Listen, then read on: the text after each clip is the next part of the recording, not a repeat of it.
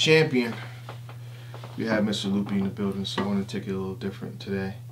Just ask some random questions, you know. I may spring something on them. We'll see what happens. But I want to start off with something, you know, a question that was asked to me at like Gnome 4 or 5 or whatever. You know, I was kind of like frozen. But you seem to have all the answers, Hollow. You know, you're doing these videos, you lecturing people, you know. So I'm going to ask you, where do you see battle rap in 5 years? Battle rap in 5 years? Yeah. I'm not one of the best theorizers out, so probably don't have a good answer for that.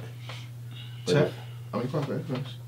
Yeah, go ahead, Ted. Yeah. I was going to say, hopefully, selling out the Barclays Center. You know, I've always got high hopes for battle rap. Yeah. I think 2018 is one of the best years in battle rap so far. I mean, a lot of it's people, lined up to be the best year.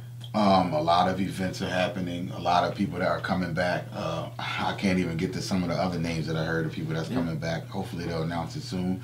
But I think this is a great year for battle rap, and I think if it keeps up at this pace, you never know. We could be you could be headlining the Barclays Center, sir. You know, you never know. I'm not excited. I'm not excited. I mean, like, I'll say this, you know, the cards that I know of, the cards I see happening, even later on throughout the year, the cards look good. Yeah. Everything sounds good, but the battle's got to happen. The battle's got to come on fire. You gotta deliver, yeah. You know what I'm saying? You know, I think the thing that would take that to that level is it has to be more people of notoriety coming into play. You know what I mean? That's why I've never like been too mad or against like industry rappers coming in. Yeah. Because it brings a certain light on it. You know what I mean? So I got some time to think while y'all were talking. Yeah, I do feel like champions. Yeah. Spring on, we bounce off each other. It's a discussion. I tell you. But I do feel like more Hollywood is gonna come in because you got the Body movie coming out. You got Drop the Mic. Drop the Mic, yeah. You know, you got Wildin' Out with Khan, Hitman, and them, Eclipse, and Sharon. So I think we're gonna see more of DNA that. and K-Shine on ESPN. Yeah, DNA and K-Shine on ESPN.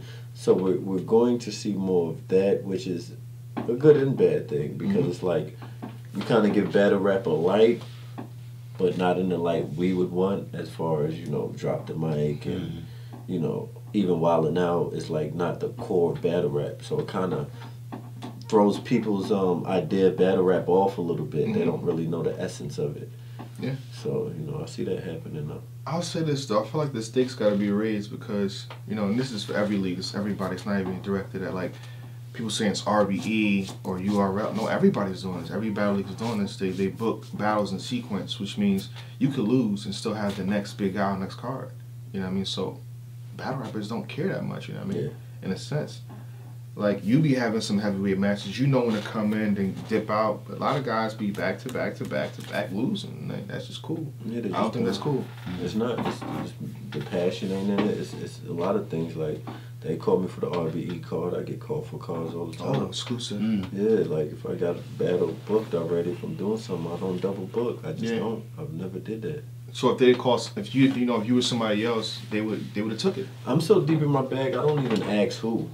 I don't even ask the money. I don't care. You feel me? Yeah. Like I'm just like. So it could have been you versus Mook in a sense, possibly. You never asked who. I never asked who. No. Now that I think about it, this was after. Okay, it was after. Okay, yeah, this was after they already had that book. Alright. So, my next question, I mean, that goes, and you can take it to a tech if you want, which coincides with this, you know, promo and battle rap. What are we doing with this? Like, people taking it for a joke. I've seen people announced, and then you hear nothing from them until the battle happens. Like, what are we doing? And sometimes your main event, like, if you're a main event, you got to sell, like, that's what you're getting paid for. You get paid extra because you're headlining the card in a sense. You can't just be quiet. This is where I disagree. Okay. This is where the debate comes Hey, in. I love it. When I hear disagree, I smile. Yeah, because it's the league's job. It's the league's job? Look, if you want the... listen, you got to hear me out. Hey, go ahead. If you want the battler to do it, put it in the contracts.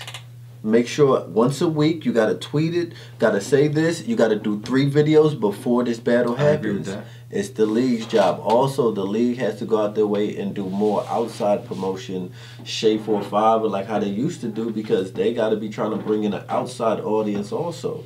Because battle rappers are just confined and marginalized to battle rap fan bases. So how's it going to grow if battle rappers are only promoting it to their audience of battle rap fans? So I feel like the league need to do a little more of promoting outside of YouTube and social media. Yeah. You know, start putting posters up. Start doing something different, like to get people attracted that don't know about it. Okay. I agree with your first and second round, but the third round, what you just said there, I don't agree with, because a lot of the battles you can't advertise them outside of battle rap. Like, you can't. Shout out to Mr. Wavy and Chef Trez. Like, you're not going to Shade Profile with that.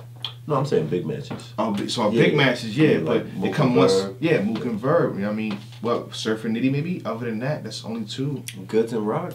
Goods and. I feel like That's people. debatable. Goods been doing it for so long. I've been doing it for so long. They might be like, "Oh, I've seen them names before," and go look into it. But you know, I just think it'll be worth a try. I think the leagues do a fair job, a decent job. Every time I turn around, they're posting something. Mm-hmm. I think it's up to the battle. I think it's up to. disagree. I think it's up to the. I think it's up to the battle rappers to promote better, because at the end of the day, Showtime does not only promote Mayweather's fight, but Mayweather also promotes his own fights. He's also heavy on Instagram promoting the fight, and I feel like you said, some of these battle rappers, they talk about it when it happens, and then you don't hear from them until the battle happens. Like, you have to promote. Me and Jims, salute to Jims. Me and Jims sold the fight. We promoted the fight. Y'all made the main event. I seen people say they bought the pay-per-view after y'all face off. You have. And I don't even feel like y'all tried. Not to keep cutting you off. No. I don't even feel like y'all tried. I feel like y'all It's organically, did that. Yeah, it was natural. So you have to promote face-offs, and then I'm glad you bought the face-offs, because a lot of battle rappers, the last face-offs we had, they were there in the area, but they just felt like they didn't want to show up, or they didn't have to be there. No, you have to be there. That's step 2. It's 3 steps. It's the actual signing the contract, getting it done. Step 2, promoting and doing the face-offs. And step 3 is getting in the ring and doing your thing. You have to be there. Like you just said, people bought the pay-per-views because of the face-offs.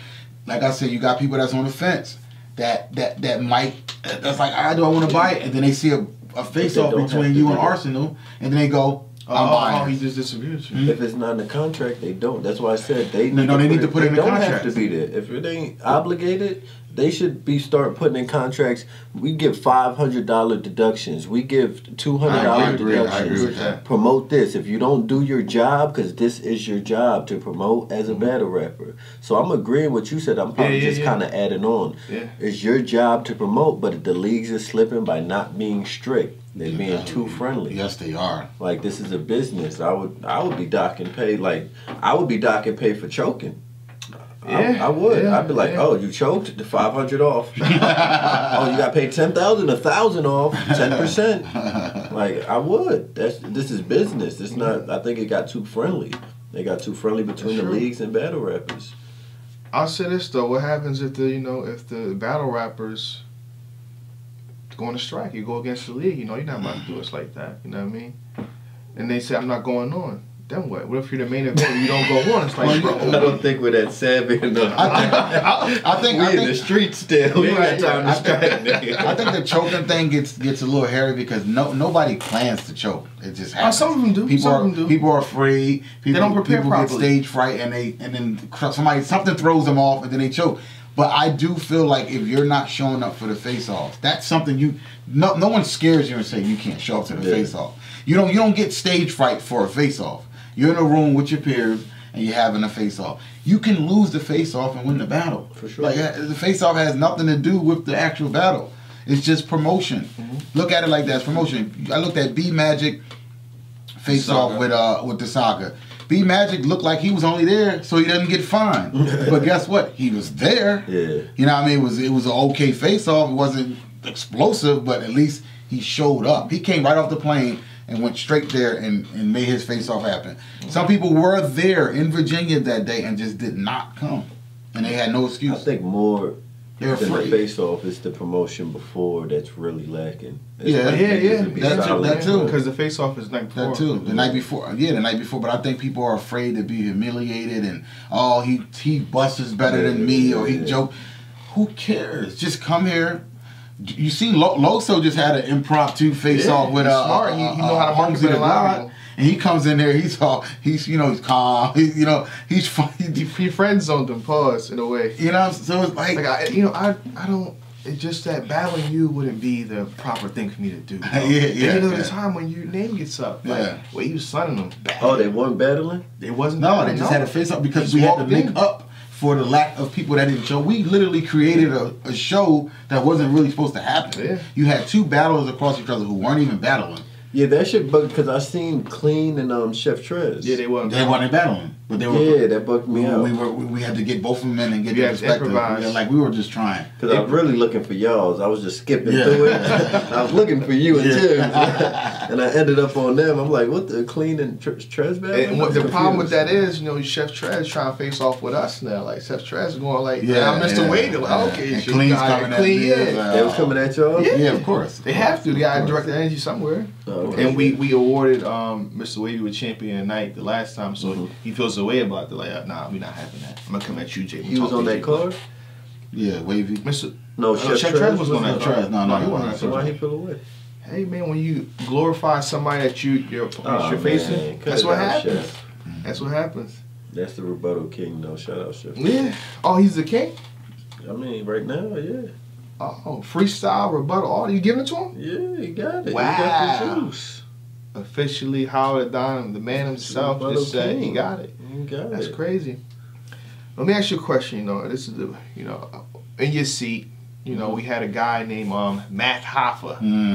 They talked to him nice. he was saying some things, man. Venom. He was saying a few things. Spewing venom. He's spewing that venom.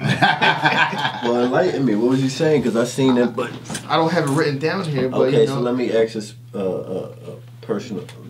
I was gonna say specific, but I'd be saying it wrong. I'd be saying Pacific. Yeah, me too. Let me ask, a specific question. So he said, what did he say he was upset with me about? I can look through the footage here. He said he talked about. Oh no, I got it. I feel okay. my memory is kicked in as you were talking. I mean, as you were saying stuff. He said you giving plates that you shouldn't be giving plates to. You know what I mean? Or you're giving people attention that you wasn't given. Wasn't supposed to. Was he talking about disaster? I guess disaster, yeah. Okay, so this is where everything healthy. They been singling me out, I'm about to drop another LP. You been coming out your mouthpiece. Up in your bars taking shots, we gon' line you up like Alki.